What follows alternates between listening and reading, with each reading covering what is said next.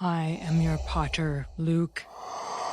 I am your fodder, Luke.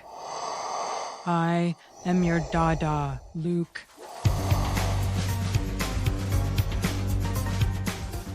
Grammar Girl here. I'm Mignon Fogarty, and you can think of me as your friendly guide to the English language. We talk about writing, history, rules, and other cool stuff. This week, we're going to talk about Darth Vader and the names for Dad, and about how we use the words better and best. But first, here's a listener question. Hi, Mignon. I'm listening to your May 9th episode, and in talking about hunting dogs, you said prowess. I was always taught prowess, so now I'm curious. Maybe I'm wrong. It's Liz in Stamford, Connecticut. Thanks, Liz. You are not wrong.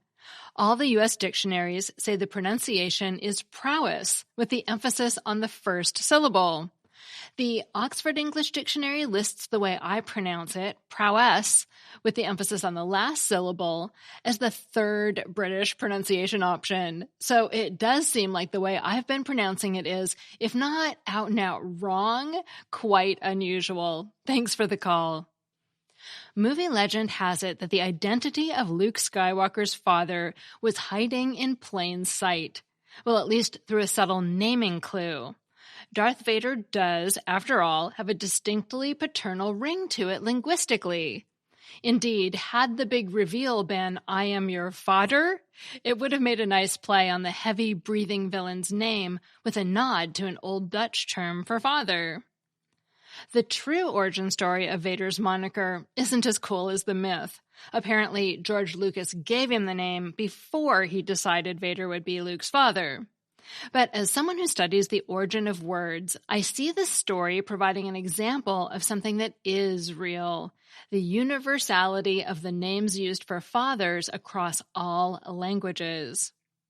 Considering that dads played a key part in populating the dawn of civilization, it's perhaps not surprising that a label for the dude we call dad would emerge early in the development of languages. But whether it's papa, dada, or vater, what is striking is the cross-cultural bias in the words used to describe him, and how the names have stuck around over millennia. Tracking the linguistic evolution of the modern word father, we find it as far back as written English goes, with references to fiadur or fadur or fader in Old English texts from the 7th to 11th centuries. In Old Dutch, there was fador. In Old Icelandic, we find fathier. In Old High German, a precursor to modern German, there was fater, now vater. And finally, in Old Danish, it's spelled F-A-T-H, ligatured A-E-R, which might be pronounced Phil. I'm not sure, but it looks a lot like father. This uniformity strongly suggests this word was found in the language's early Germanic parent.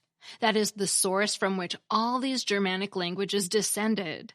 But the similarity in terms used for father doesn't stop with this Germanic forefather.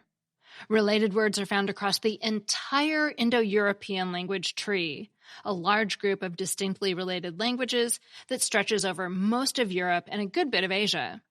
For instance, we find closely matching terms in Latin with pater, Sanskrit's pitter, and in Greek with pater, all older languages that developed separately from the Germanic line.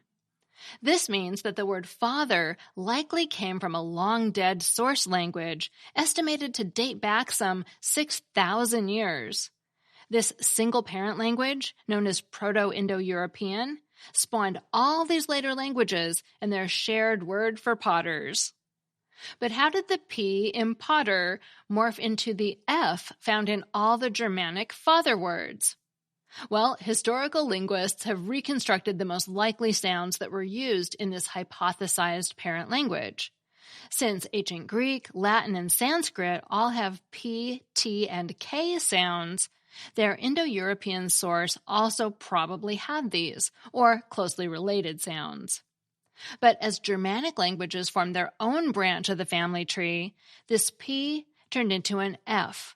This explains why there is a P in Latin-based words like Pisces, podiatry, and patriarchy, but F in the Germanic-descended equivalents like fish, foot, and father. This sound change wasn't random, but followed what came to be called Grimm's Law, named for the very same brother Grimm who brought us Hansel and Gretel. Grimm noted a pattern of sound correspondences across Indo-European languages that suggested a series of regular changes that must have occurred as Indo-Europeans split into daughter languages. These changes likely started out as dialect variants that became more distinct as groups of speakers were separated and new languages evolved with the shifted sounds. One might expect closely related languages to share words for fathers, but even across languages in which there's no known evidence of a common ancestry, the words for dad sound strikingly familiar. Languages as distinct as the Sino-Tibetan Chinese and Native American Washoe use baba. In Nilo-Saharan Maasai, spoken in Kenya and Tanzania, it's papa. And in the Semitic language Hebrew, Abba. A similar bent is found in English, where children use the more intimate papa, dad, or sometimes daddy as an alternative to the more formal father, especially when in trouble or getting bailed out of jail. This tendency towards similar vocabulary words suggests that something pretty universal must be driving it. And though at first D and P and B might not seem to be all that similar sounding, they are all part of a class of what are called stop consonants in linguistics. Stop consonants are sounds made with a short but complete obstruction of airflow through the mouth during their articulation. Now, why does this matter to pops everywhere? Well, because stop sounds, along with vowels, are the earliest and most frequent sounds babies tend to babble, which means pa, ta, ba, and da are all early infant babbles. Also, repetition is a feature of both baby babble and what parents babble back. As a result, this specific babbling dent makes dadas, babas, and papas, along with appas and abbas, very popular things for little Carlos or Kesha to say while hanging out in the crib. So when dad happens by and hears what he interprets as his call sign, a celebratory first word commemoration commences, regardless of whether Junior actually intended it that way or not. And this circles back to the origin story of the word father. Linguists theorize that at some early point in the development of the Indo-European language, the sound sequence pa, babbled in early speech and wishfully interpreted as referring to good old dad, was combined with a suffix such as ter, pa, ter, possibly denoting a kinship relationship. Looking at the evolution of language more generally, linguists can't say with certainty whether modern languages inherited the word from an undiscovered original early human language, like African, or if this process occurred several times over the course of language history. But what it does suggest is that dads have clearly been important enough throughout the history of humankind to merit special designation. And unlike so many other words that have been shifted and reshaped or replaced over time by inherent linguistic pressures and language contact, the fondness for dadas, dads, fathers, and papas seems to be unusually resistant to change.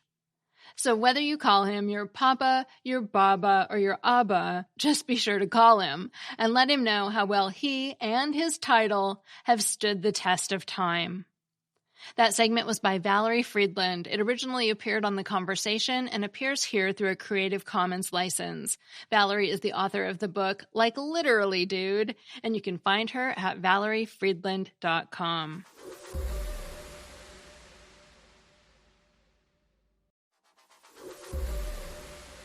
Last week, we talked about when to use more and most, or the suffixes er and est, to make comparisons using adjectives and adverbs. Well, this week we'll go a little bit more in depth about comparisons. When you're comparing items, you need to notice if you're comparing two things or more than two things. When you compare two things, you're using what's called a comparative. So you use the word more before the adjective or the suffix er on the end of it. You can remember that comparatives are for two things because comparative has the sound pair in it, and a pair is always two things. It's not spelled like pair, but it sounds like pair. When you're comparing three or more items, you're using a superlative. So you use the word most or the suffix est. You can remember that superlatives are for more than two things because superlative has the word super in it. And when you want a whole bunch of something, you supersize it. So to think about it loosely, use a comparative when you have a pair of things and a superlative when you have a supersized group, at least more than two. Now, if you listened to the other show about comparisons, you know when you're supposed to use which one. But a quick refresher is that one-syllable adjectives use the suffixes er or est on the end of the adjective. Adjectives with three or more syllables use more or most in front of the adjective, and adjectives with two syllables have different rules. Sometimes you use the suffix, other times you have to use more or most, and in some cases you can use either. You need to rely on your ear and your dictionary to figure it out. Now, here's how you'd use comparisons and superlatives. If you want to brag that you now have more knowledge about grammar than you used to, you're comparing now and then, which is two items. So you might say, I've been listening to Grammar Girl for a while, so my grammar is better than it used to be. The comparative is better. If, on the other hand, you're comparing yourself with your 6 cousins, you're comparing 7 people, definitely more than 2. So you might say, I am the best speller in the family. Here, the superlative is best. Now, a few errors crop up with comparisons. One common mistake is using a superlative form when you're comparing only 2 items. For example, it would be incorrect to say it was the tallest of the 2 buildings. You're comparing just 2 buildings, so you should use a comparative, taller, not a superlative, tallest. A quick and dirty tip to help you remember which suffix goes with which number of items is that ER has 2 letters, and it's for comparing 2 things. And EST has 3 letters, and it's for comparing 3 or more things. Sometimes, though, an error of this kind sounds more natural than the traditionally grammatically correct version. Take this sentence. Which House of Congress has the better attendance record? That technically correct sentence sounds odd to me. I'm not sure why, but I'd prefer to say best attendance record, even though there are only 2 houses of Congress. Maybe it's because best is becoming more common than better. Garner's Modern English Usage puts the use of best for better at stage 4 on his language change index, meaning it's ubiquitous. And you'll hear and probably say, put your best foot forward, which Garner calls idiomatic, another way of saying that's just the way it is. Of course, we have only 2 feet, so we really should say better foot, but that sounds weird.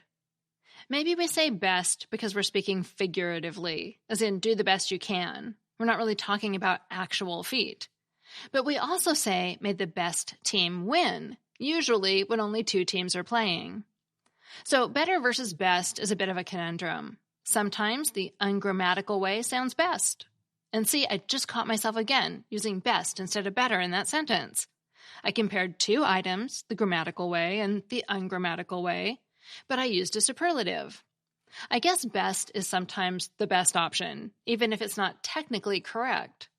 Language changes, and in speech, it's probably fine to let a few bests slip out.